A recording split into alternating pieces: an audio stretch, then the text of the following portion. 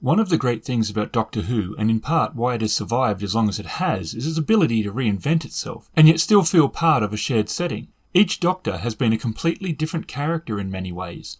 Sometimes even the themes and narrative vary between Doctor to Doctor. This has managed to keep the series fresh. But it is also good because if someone doesn't like a particular Doctor, then there will be a new one along in a couple of seasons. The second Doctor was not a copy of the first. They did add some new things, but there was still a large element of the travelling old man inherited from the first Doctor. Maybe just not as gruff. The third Doctor would step away from that quite a bit. One of the big changes for the show, though it would take some time before a large number of the viewers could actually enjoy the new format, and that format would be the show would be transmitted in colour.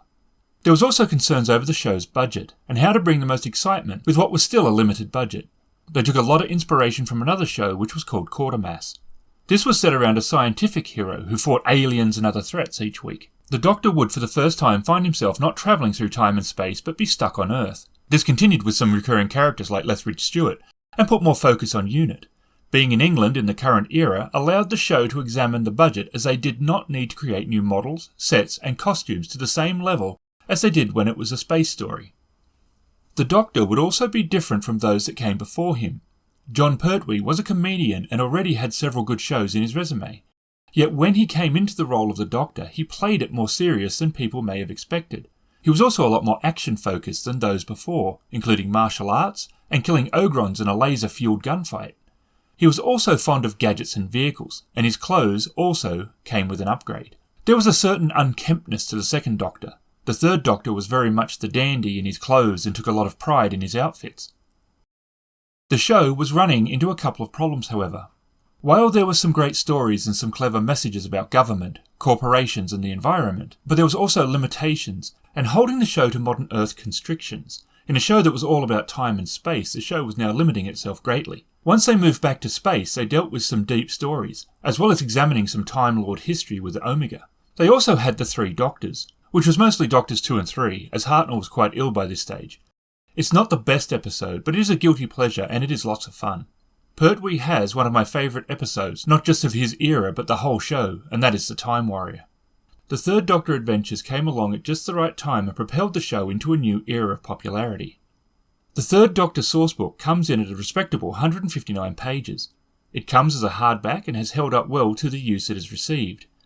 The purpose of the book is to give everything that is needed to know about RPGing in the era of the third Doctor. New gear, NPCs, they're all there, but its real bones is a rundown of every episode of the Jon Pertwee's era. Chapter 1 is all about the groundwork. It covers who the Doctor is, how to play the third Doctor. Rules are there for making brand new Time Lords or companions, but it is also cool to be able to play the existing ones, and this is what this section is for. It also covers his companions, the Brigadier, Liz, Sergeant Benton, Captain Yates, Jo, Sarah Jane, and the third Doctor's TARDIS. They all have a write-up and stats provided. It's a good section, especially the stuff on playing the third Doctor. Chapter 2 is the rules section. This does suffer from the same issue all RPGs have with this sort of section. It's not the quality of the content, it's that 6 months from now it's difficult to remember where a new trait or item was added. Online character creators are very useful for aiding with this, but very few are supported by the RPG companies. Mephidius is the only one that comes readily to mind that supports character creators for its games. There is a section on making new characters and companions. Some good ideas for Unit here as well. The real area is the new traits.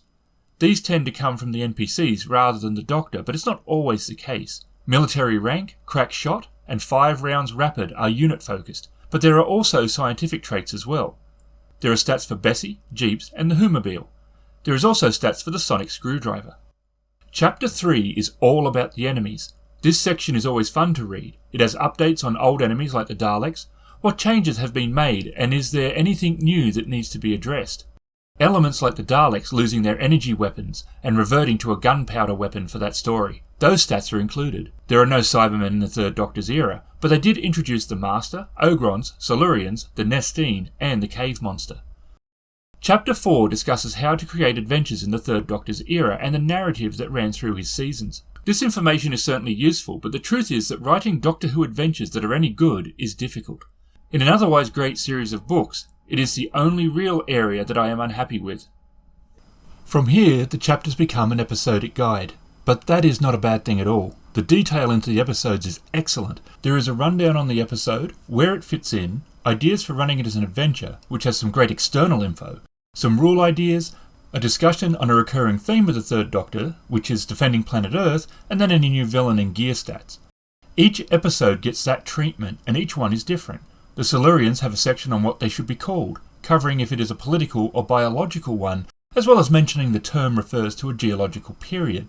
It's an interesting section on naming conventions in Doctor Who. Over the course of the chapters, they do a great job of highlighting interesting or difficult situations in episodes. Inferno is a good example of this, which has two big issues. The Claws of Axos has a great section on Jo Grant never staying put when he tells her to. I enjoyed the Day of the Daleks section, as this is one of my favourite, if not my favourite adventure of the Pertwee era. It covered some cool ideas, had action and Daleks, and the Daleks were menacing. The Ogrons were interesting and had a couple of twists along the way. The updated effects are also quite interesting and enhance rather than get in the way.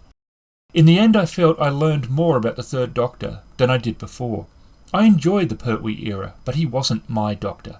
However, the book helped me to appreciate what he brought to the show, and the overall quality of the book, especially its photos, made it a very enjoyable purchase.